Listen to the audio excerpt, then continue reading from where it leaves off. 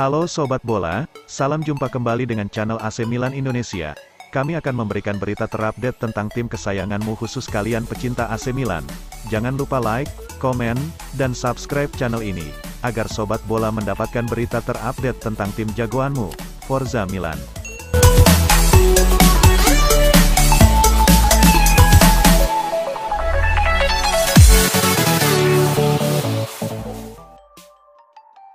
Proses negosiasi Hakim Ziyech menuju AC Milan mulai mengalami kemajuan yang positif.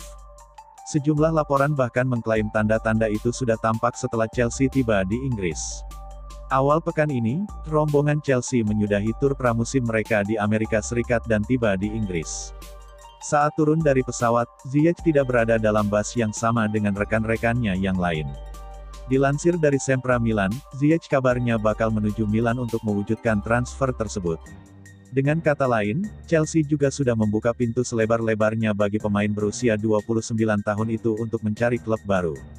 Sejumlah laporan juga mengklaim, langkah pertama yang diambil Ziyech ini menunjukkan pembicaraan dengan Milan berjalan lancar.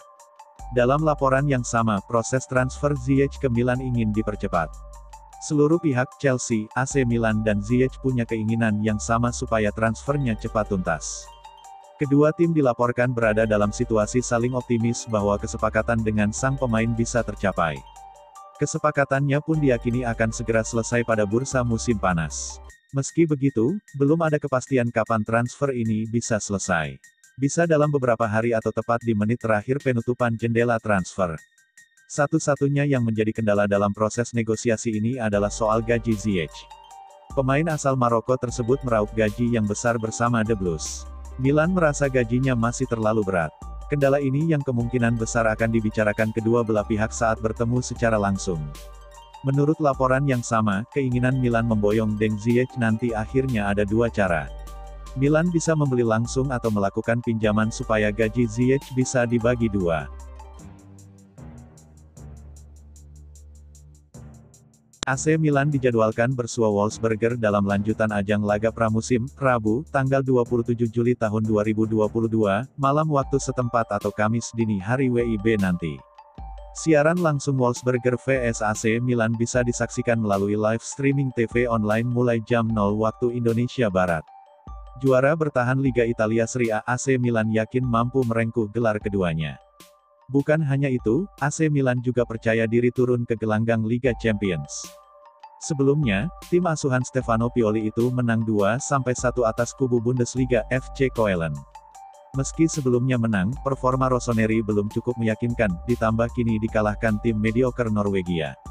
Terlepas dari hasil di pramusim sejauh ini, Gabbia percaya timnya bisa menunjukkan permainan yang istimewa pada musim tahun 2022 sampai tahun 2023. Kami akan menghabiskan 4 hari bersama, dan itu akan melibatkan pelatihan dan peningkatan tim. Saya tidak ragu bahwa itu akan berhasil, ucap Gabbia. Kami adalah kelompok yang berhubungan baik, berlatih bersama dengan baik, memiliki semangat hebat, ujarnya. Kami akan mencoba menciptakan sesuatu positif dan istimewa musim ini, pungkas bek muda asal Italia itu. Selanjutnya, Rossoneri akan menghadapi uji coba melawan tim divisi kedua Liga Austria, Wolfsberger AC, pada Kamis, tanggal 28 Juli tahun 2022.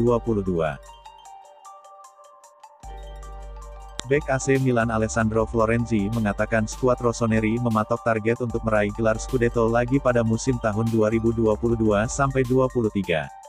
Dalam 2 musim terakhir, AC Milan mengalami peningkatan signifikan. Mulanya mereka sukses meraih tiket ke Liga Champions. Namun mereka juga finish di posisi runner-up. Di musim berikutnya prestasi Milan membaik. Mereka sukses memenangkan gelar Scudetto. Gelar tersebut terakhir mereka menangkan pada tahun 2011 silam. Musim panas ini, AC Milan aktif mendatangkan pemain baru. Namun demikian juga dengan rival-rival mereka. Sebut saja Inter Milan yang memulangkan Romelu Lukaku. Lalu Juventus memulangkan Paul Pogba. Persaingan untuk jadi juara memang akan sangat berat. Namun Alessandro Florenzi menegaskan AC Milan bertekad untuk meraih gelar Scudetto lagi. Begitu banyak tim telah meningkat, kami pantas menang tahun lalu dan kami ingin mengulanginya. Itu tidak akan mudah, semua orang akan bermain sebaik mungkin untuk juara bertahan, cetusnya pada Sky Sports Italia. Akan tetapi Alessandro Florenzi dengan cepat memperingatkan AC Milan bahwa mereka tak boleh merasa jemawa. Hal tersebut dirasanya bisa membuat segalanya jadi berantakan. Florenzi menambahkan, Milan harus berjalan selangkah demi selangkah. Persis seperti yang mereka lakukan musim lalu. Kita tidak boleh membuat prediksi, kalau tidak kita tidak akan kemana-mana. Kami akan mulai dengan Udinese, lalu memikirkan pertandingan satu per satu, tegas Florenzi. Upaya AC Milan mendatangkan Charles de Ketelaere masih terbuka, tetapi tidak akan mudah. Milan pun coba memainkan strategi terbaru untuk mendatangkan gelandang serang milik klub Brugge tersebut. De Ketelaere sebelumnya jadi prioritas transfer Milan sejak bursa transfer dibuka. Setelah mendatangkan Divock Origi dan memperpanjang Zlatan Ibrahimovic, Milan perlu De Ketelaere untuk jadi pelayan bagi para pemain depan. Langkah Milan mendapatkan pemain berusia 21 tahun itu awalnya terbilang mudah. Sampai akhirnya Leeds United ikut bergabung dalam perburuan setelah dapat segar hasil penjualan Rafinha ke Barcelona. Jurnalis Daniele Longo menyebutkan, bergabungnya Leeds jadi faktor krusial sulitnya Milan mendatangkan De Ketelaere. Bahkan beberapa laporan menyebutkan Brugge akan menerima tawaran dari The Whites alih-alih Rossoneri. Milan sudah sempat mengadakan pertemuan langsung dengan Brugge. Pertemuan itu dihadiri dua petinggi Milan, termasuk Paolo Maldini, dengan datang langsung ke Belgia. Komunikasi tersebut dilaporkan berjalan alot. Keputusan dari Brugge adalah, mereka akan menjual ke peminat yang menawar dengan jumlah yang lebih besar. Pertemuan itu dirasa tidak membawa negosiasi De Ketelaere kemana-mana. Walaupun Milan beberapa kali coba menaikkan tawaran. Dalam laporan tersebut, Milan disebutkan sudah melayangkan tawaran final. Jumlahnya 30 juta euro ditambah 1 juta euro sebagai bonus. Jumlah tersebut masih cukup jauh terpaut dari yang ditawarkan Leeds. Skuad besutan Jesse March itu kabarnya siap mengeluarkan biaya 40 juta euro untuk sang pemain. Kendati masih kalah jumlah, Milan dipastikan tidak akan menaikkan tawarannya lagi. Kini, keputusan ada di tangan Brugge untuk menerima tawaran yang mana. Secara logika, Brugge pasti akan menerima tawaran Leeds yang lebih tinggi. Namun, Longo melaporkan bahwa Milan dalam posisi yang cukup percaya diri bahwa tawaran mereka yang akan diterima. Pasalnya, De Ketelaere dilaporkan lebih ingin bergabung dengan Milan. Keinginan personal sang pemain ini bakal jadi faktor yang memberatkan Brugge untuk menerima tawaran dari Leeds. Brugge diyakini akan segera menyerah dan menerima tawaran Milan yang lebih rendah. Namun sembari menunggu ketidakpastian tersebut, Milan kini menyiapkan opsi transfer lain yang bisa disasar.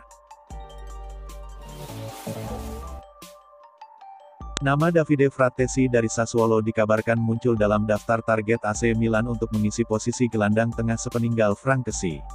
Lubang di lini tengah Rossoneri masih perlu diisi setelah kepergian Kessie ke Barcelona dengan status bebas transfer dan bukan rahasia lagi bahwa target utama manajemen selama beberapa bulan terakhir adalah Renato Sanchez. Kendati demikian, persaingan dari Paris Saint-Germain telah membuat transaksi tersebut semakin rumit sehingga seiring berjalannya waktu Paolo Maldini dan Ricky Massara sudah mempertimbangkan alternatif-alternatif jika memang harus lempar handuk dalam perburuan bintang Lille tersebut.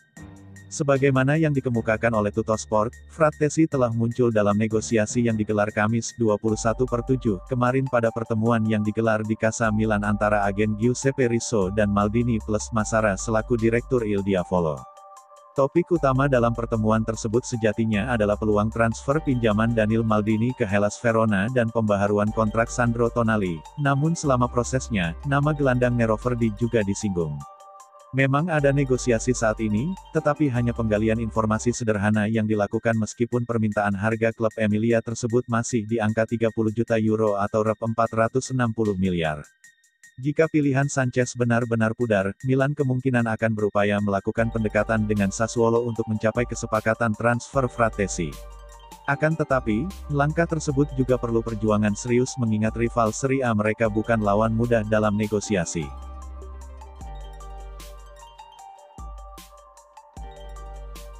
Elliott Management bertekad meninggalkan AC Milan secara mengejutkan dengan siap membiayai transfer Charles de Ketelaere dari klub Brugge musim panas ini.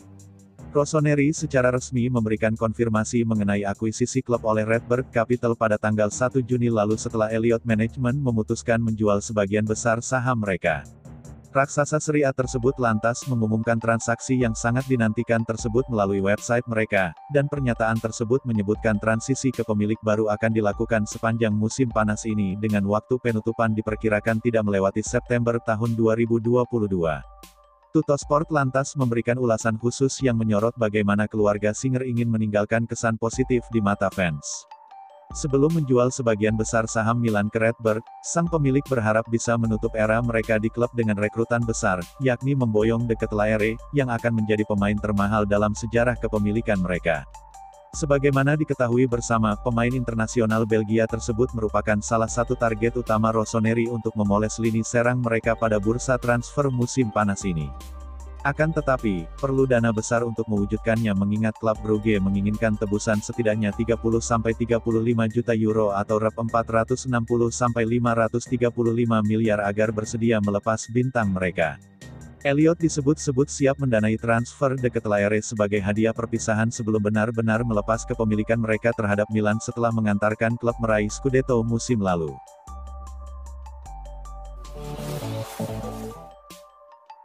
Eintracht Frankfurt dikabarkan telah memasang banderol terhadap Evan Dika menyusul rumor ketertarikan AC Milan untuk merekrutnya pada bursa transfer musim panas ini. Rossoneri kemungkinan akan dapat mengamankan servis Dika dengan harga diskon pada bursa transfer musim panas ini, jika pemberitaan yang beredar dari Jerman belakangan ini benar adanya. Sebagaimana yang dikemukakan bersama, Milan sedang menjelajah pasar untuk mencari bek tengah baru dan setelah berulang kali dikaitkan dengan Sven Botman, yang akhirnya bergabung Newcastle United, dan Japet Tanganga dari Tottenham Hotspur, nama terpanas yang masuk dalam radar klub adalah bintang Eintracht Frankfurt. Menurut pemberitaan yang dikemukakan oleh surat kabar Jerman Frankfurter Rundschau melalui Pasquale La Regione, Direktur Olahraga klub Bundesliga Markus Krose menjawab sambil berkilas saat ditanya mengenai situasi pemain asal Prancis tersebut dengan menyatakan, "Mari kita lihat apa yang akan terjadi." Sementara itu, outlet tersebut melanjutkan bahwa Eintracht Frankfurt belum menerima tawaran resmi untuk Dika, tetapi mengingat kontraknya akan berakhir dalam kurun waktu kurang dari 1 tahun lagi, mereka mungkin akan mengizinkan bek tengah 22 tahun tersebut dengan tebusan antara 12-15 juta euro atau rep 184-229 miliar, yang berada di bawah nilai pasarnya yang sesungguhnya. Menarik disaksikan apakah Rossoneri akan benar-benar mengambil langkah serius untuk memboyongnya pada bursa transfer musim panas ini atau justru memilih target lain.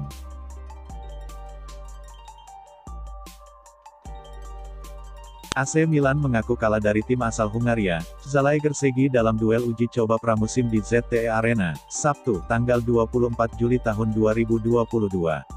Rossoneri takluk dengan skor 2-3. Pertandingan ini tampak masih jadi ajang utak-atik Stefano Pioli. Milan tidak bermain maksimal, khususnya lini belakang yang cukup kerepotan menghadapi gempuran lawan. Laga belum genap berjalan 30 menit, Zalai-Gersegi sudah unggul 3 gol. Setelahnya Milan perlu berjuang memperkecil kedudukan melalui aksi Olivier Giroud, 30, dan Rade Krunic, 86. Hasil ini tentu bakal jadi pelajaran untuk Pioli dan skuadnya. Sang juara Serie A perlu bekerja keras untuk segera meningkatkan level. Pertandingan baru dimulai dan Zalai-Gersegi langsung membuat kejutan. Tim asal Hungaria ini unggul cepat lewat gol Ubo Chioma saat pertandingan baru berjalan 2 menit. Zalai-Gersegi 1-0 AC Milan. Milan langsung membalas dengan meningkatkan tempo serangan. Hingga menit ke-20, para penyerang Milan bergantian mendapatkan peluang, tapi tidak ada gol. Menit ke-24, Milan justru kebobolan gol kedua. Skema bola atas, umpan sundulan Kalno Kikis dituntaskan sundulan jarak dekat Moxie. Gol, Zalai-Gersegi 2-0 AC Milan. Unggul 2 gol membuat Zalai-Gersegi kian percaya diri. 4 menit berselang, Tajti mencetak gol ketiga timnya dengan sepakan dari luar kotak penalti.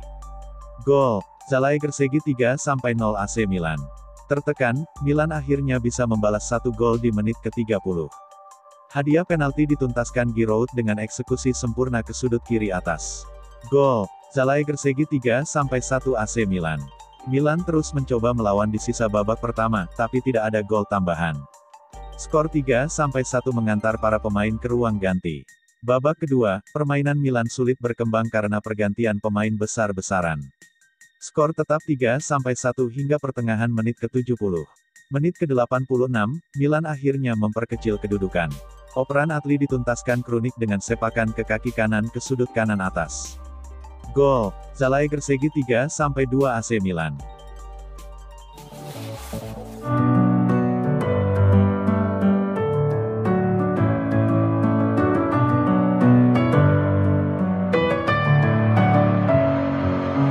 Messing with my head again.